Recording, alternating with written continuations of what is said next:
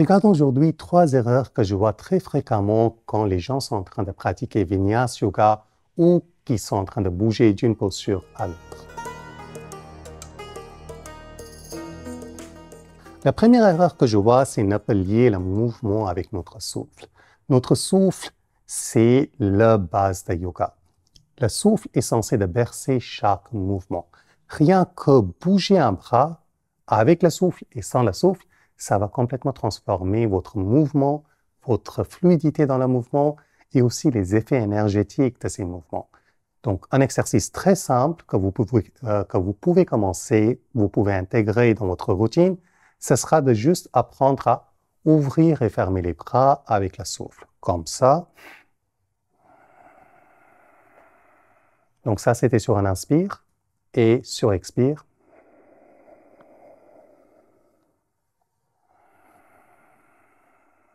Dans cet exercice, qu'est-ce qui est en train de se passer? Je démarre l'inspire, les bras commencent à s'ouvrir et quand les bras ont terminé de s'ouvrir, l'inspire arrête.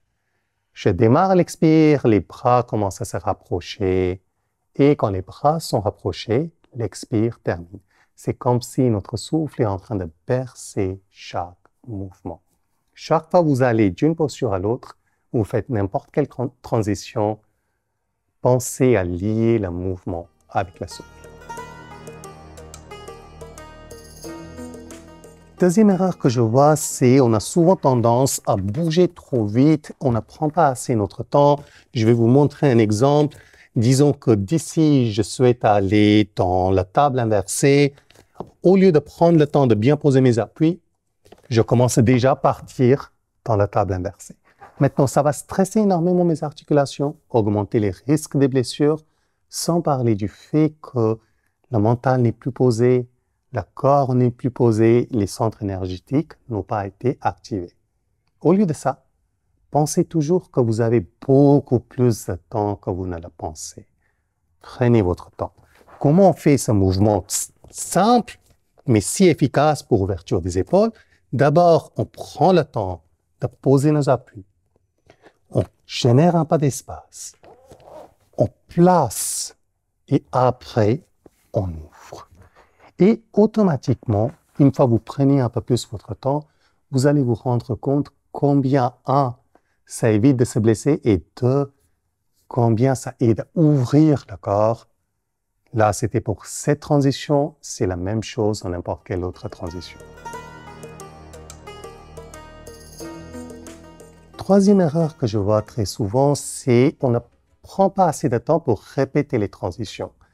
Yoga, en tout cas, toute la partie mouvement, mais aussi les pranayams, la respiration, même l'intégration de la philosophie, la méditation.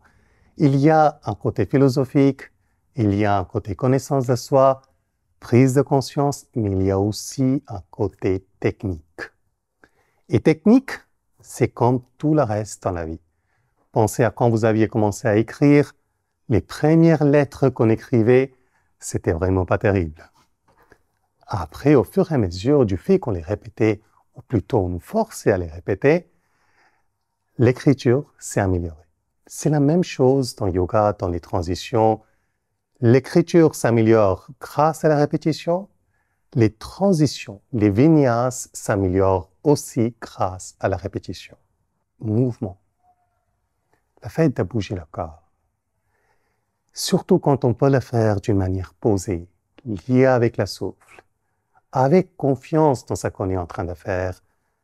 Ça fait du bien fou pour le corps, ça va de soi, mais aussi titre énergétique, aussi titre mental, ça fait un énorme bienfait.